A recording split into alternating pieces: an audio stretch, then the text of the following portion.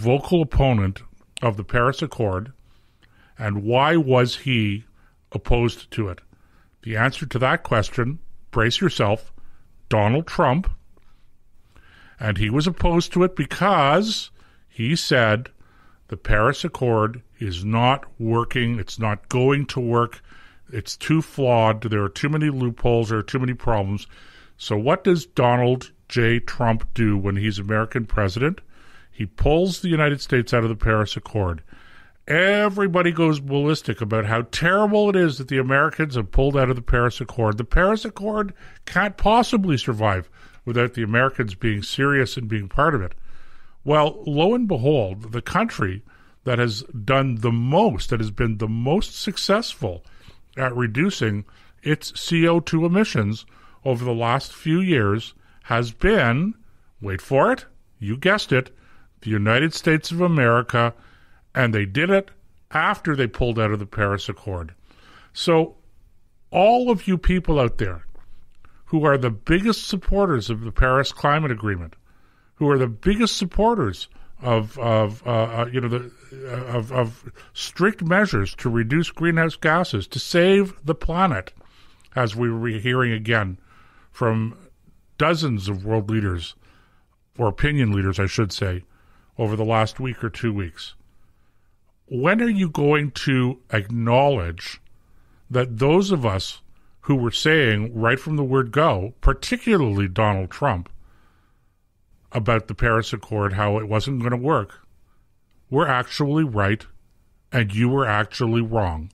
I just want a little humility. That's all I'm asking for. I'm not asking for damages. I'm not asking for you to take out, full-page ads in the New York Times as if they're going to let you take out an ad to this effect anyway. But can we just have maybe a few of you tweeting, just a tweet, or maybe a YouTube video saying, sorry, we got it wrong. You guys got it right. Donald Trump got it right.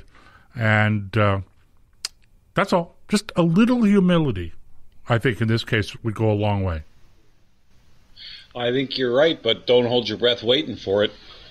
These people never admit. I can't think of a single time when they went, boy, we sure blew that one. Or said, well, maybe there was some credit or, some substance to the criticism we were receiving at the time. Maybe we didn't have it all figured out. You're not going to hear that. That will never happen.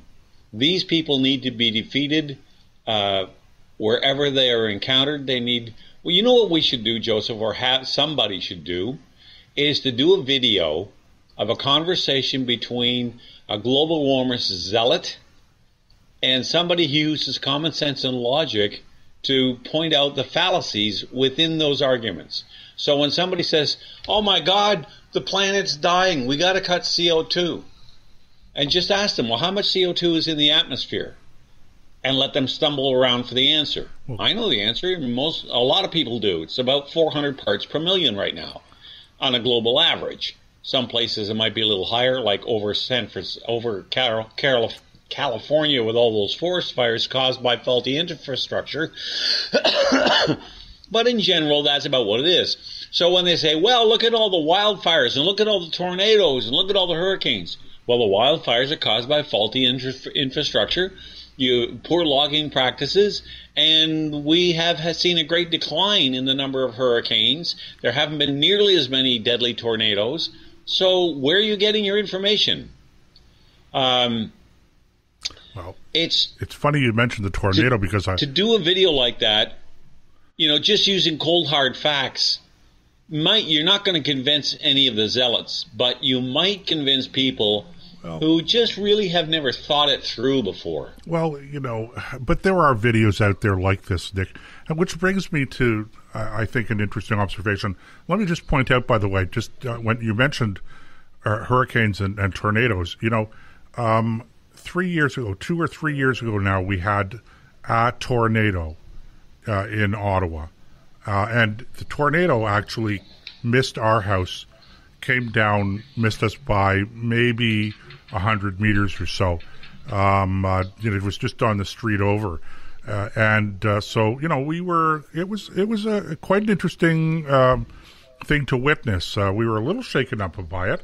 I had never been that close to a tornado before.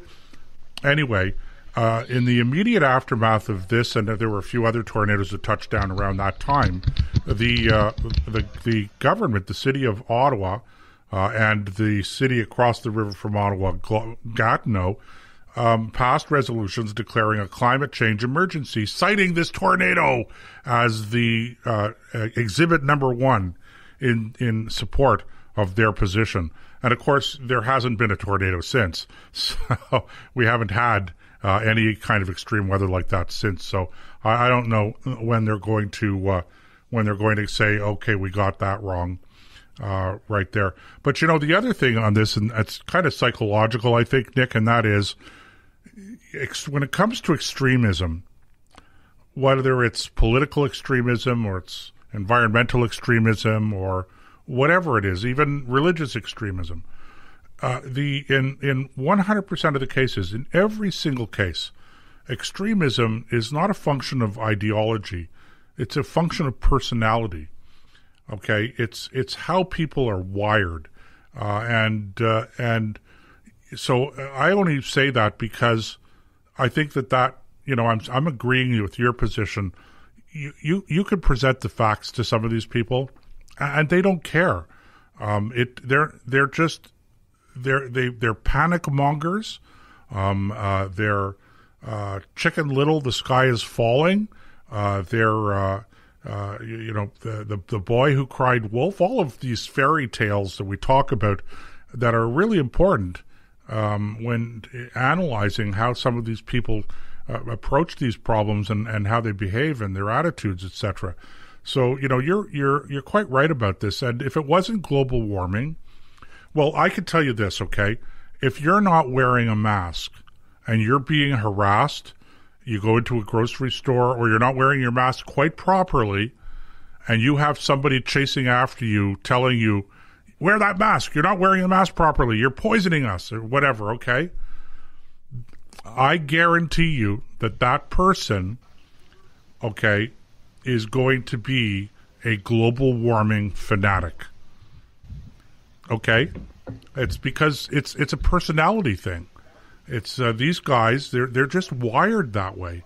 And unfortunately, there are too many of them that are wired that way that are in public life, and there are too many public officials, elected officials out there today who are just pandering dandies, Nick. They either don't know the issues, they don't have sufficient basic knowledge in order to not be bamboozled by facts and figures that don't make sense if you actually have a basic general knowledge. And there are just far too many of them in public life these days. Yeah, well, it's a tough uphill battle, that's for sure. And it's one that we're going to be dealing with for quite a while. Because whether you and I like it or not, there will be probably, unless some dramatic shift in public opinion takes place, Paris 2.0. And it's tragic because the amount of money that we're wasting. Even if you believe, let's say for a moment that you believed that the atmosphere is actually getting warmer. I don't believe it's our fault. I think atmospheric CO2 levels have fluctuated, to a point where it's very low during ice ages and much higher during warm periods over the course of the Earth's history. So whether we have any impact on it or not, I think is besides the point. We need to learn to adapt to a warmer climate if that's actually what's happening. Or we need to adapt to whatever way the climate is. And we could spend a lot of money doing that instead of trying to turn down a dial we can't even find the handle for. Well, this much I will say, Nick, as the one of the founders of Greenpeace pointed out to me in a recent conversation, we're very good as Canadians at adaptation, Okay, trust me, all of those guys that go down south for the winter time, okay, they are not going to die because they're adapting to 2 degrees more Celsius in the winter time. Anyway, with that tongue-in-cheek remark, let's go for another break, ladies and gentlemen. If you're listening to the show live, hold on. We'll be back in a few minutes. And if you're listening to the podcast, well, this is the end of part 2, and part 3 will be posted on Monday morning of episode 137. Nick, we're getting there. Wow, I'm telling you. So we'll be back in a few minutes.